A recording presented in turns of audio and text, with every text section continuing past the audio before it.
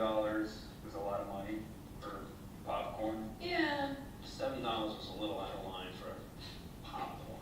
But now, we're going to see if we can influence your decision making. Here's another decision for you. You can get the small for $3, a medium for $6.50, or you can get the large for $7.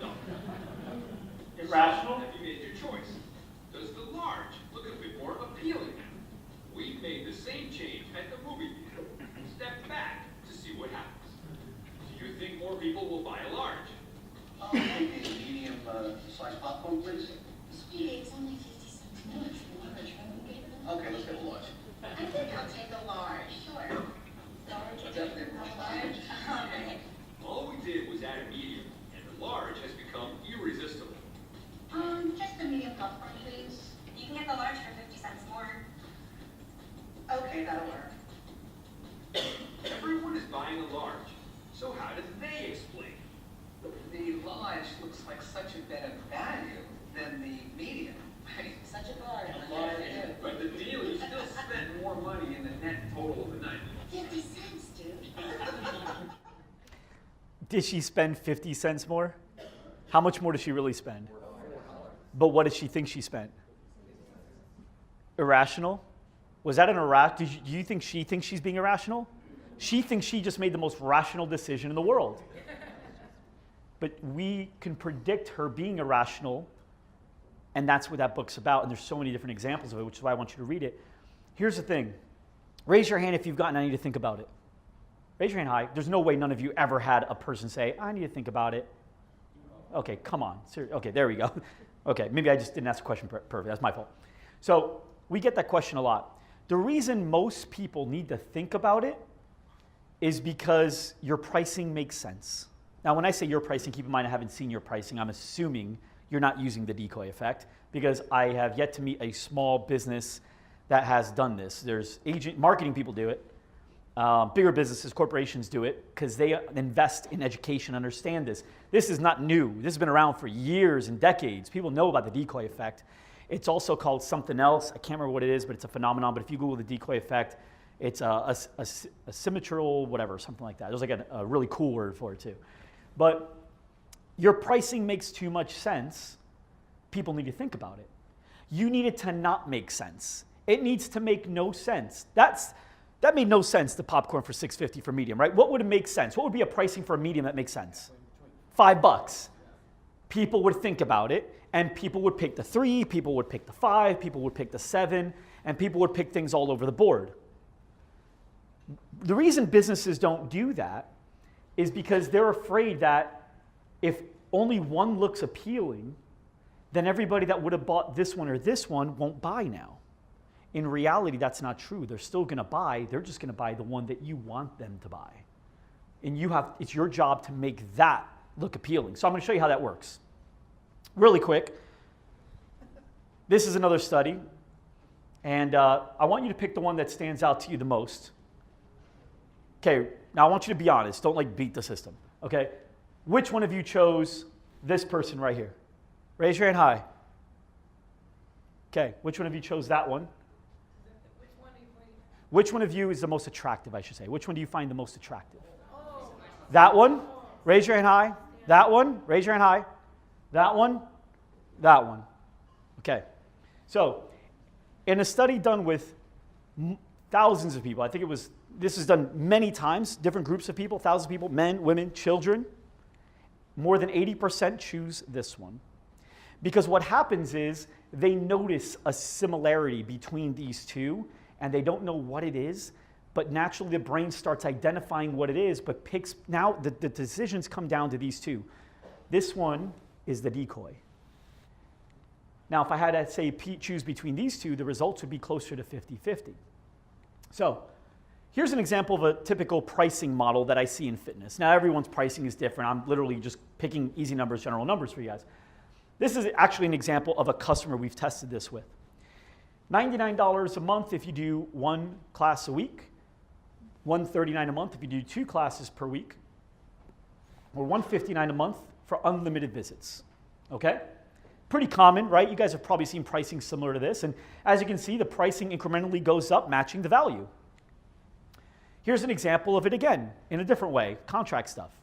$99 a month for a 12-month contract, $139 a month for a 6-month contract, or $159 a month if you just want to go month to month. Seems appropriately priced, right? It makes sense. Unfortunately, it's costing business. Because it makes so much sense, people need to think about it. Am I going to work out this much? Am I going to commit to it? Am I going to do once a week? Am I going to come twice a week? Am I going to come 3? Now they're like thinking about themselves and what they're going to do. They're going back into their past, and chances are if they're signing up for some new fitness thing, their past is that I don't commit to things. So let's use the decoy effect. Let me show you how it's worked. Do you guys see what I'm doing here? So raise your hand. What stands out as kind of the no-brainer? $5 more. I get unlimited over 2 weeks, 2 visits a week. Right. Why would you ever pick 2 visits a week? Ever. Not even close. And what happens is you might pick between these two, you think, as a business owner, but as a consumer, you're just really deciding here now. Your eyes are here. This one is the unattractive version of this one. So if this is the one you want to sell, you make that one beautiful. And the other ones exist for one purpose, to make it look more beautiful. That's it. It's the only reason they exist. I have my packaging set up that way. We signed up over 200 people. Only 2 people have bought the one I didn't want them to buy. Everyone has, we have a loud, louder, and loudest. I want to sell the loud. Everyone's bought the loud except for 2 people. And I was pissed and confused. I was like, they bought that one? Why? Whatever. So make the one you want to sell. So here it is in contracts. You guys see it? Significant drop. It's like 4 or 5 months free. Now that doesn't mean you have to dramatically drop this price, but it can mean you dramatically increase this.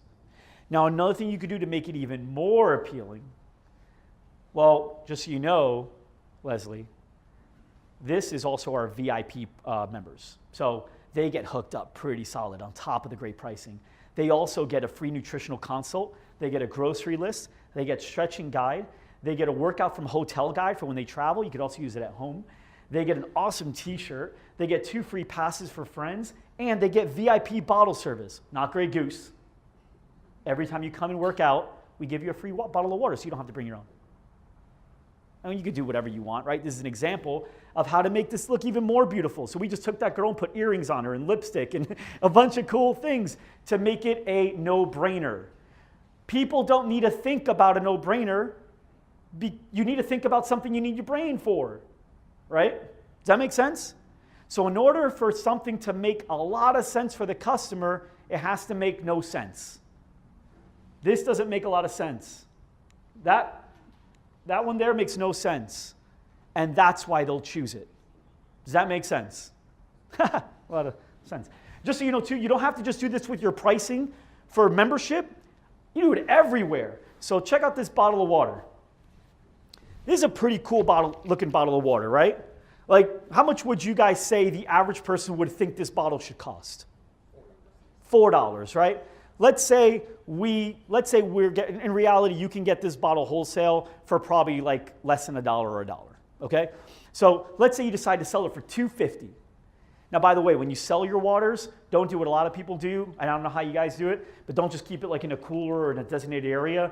Put those babies in a nice tin cooler with ice and stack them right there in 1 or 2 different places where everyone works out. Let the condensation drip down. I'm serious, guys. Sell the waters. It makes a big difference. We just did a whole episode on this, okay? Sell freaking waters, man. You can add 5K of profit just by that. Don't believe me? Do the math. You'll do it. Trust me. Trust me. So you put these in cool tins. Now what you do is, if you just put this water for $2.50 and you put another drink with it, let's say it's a sports drink, whatever it is, a coconut thing or electrolyte, whatever, has a little flavor to it, you're not going to sell as many. You want to sell double or triple that? You know those stupid little worthless bottles of Arrowhead water? You don't know who came up with an idea to put them in a shot glass sized bottle of water? Have you seen those things? Yes? Okay. You throw those in there. $2.50, $2.50, $2.25. I'm telling you, people just buy big bottles of water all day long now.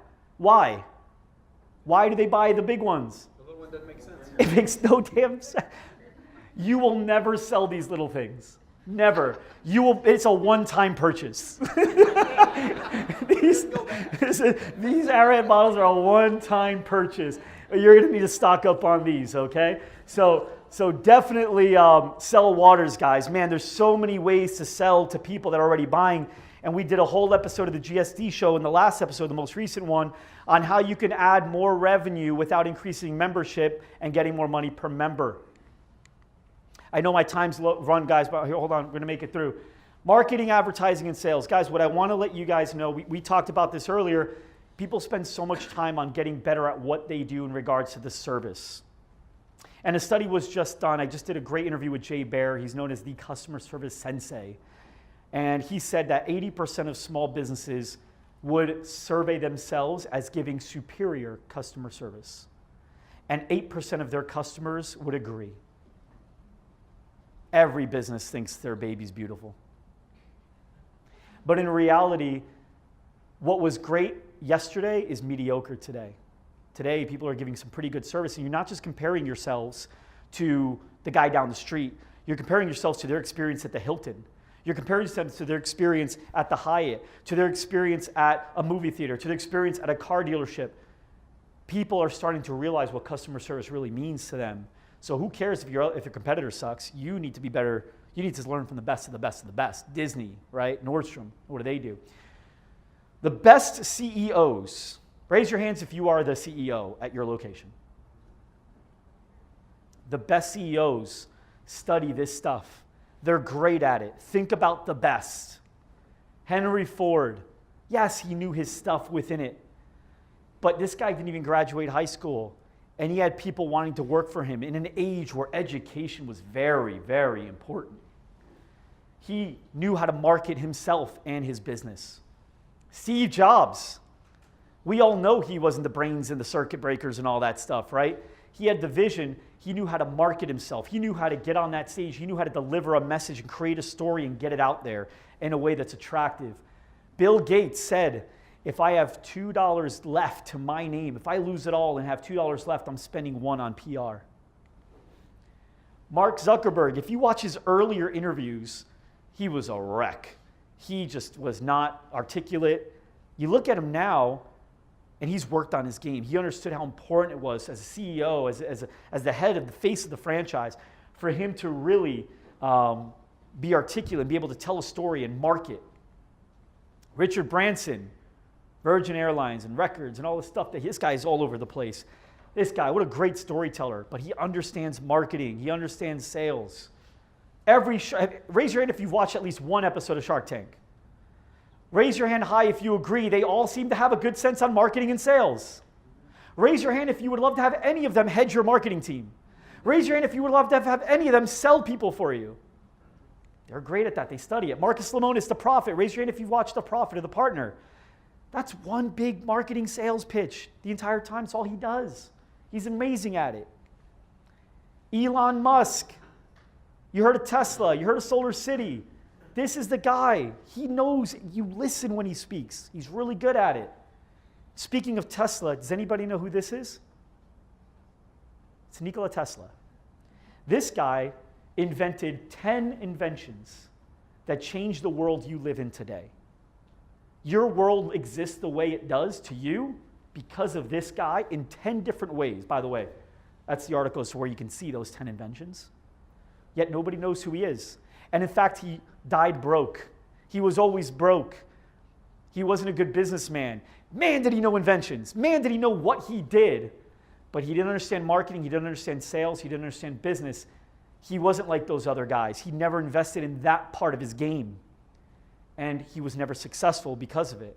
Now, depending on how you determine success, right? But as far as having a life where he can let go, spend time with his family, not have to look at the right side of the menu all the time first, you know what I mean by that? That wasn't his life. Understand how important it is to your business, your employees, your families to really study and get great at this part of your game. Never again will you hit that wall. Never again will I hit that wall if you guys get that down. You guys said it yourself earlier. You would easily have any of those Shark Tank guys manage your marketing team. You would easily have any of those Shark Tank guys manage your sales team. So that means that business can be better if you get better at business, right?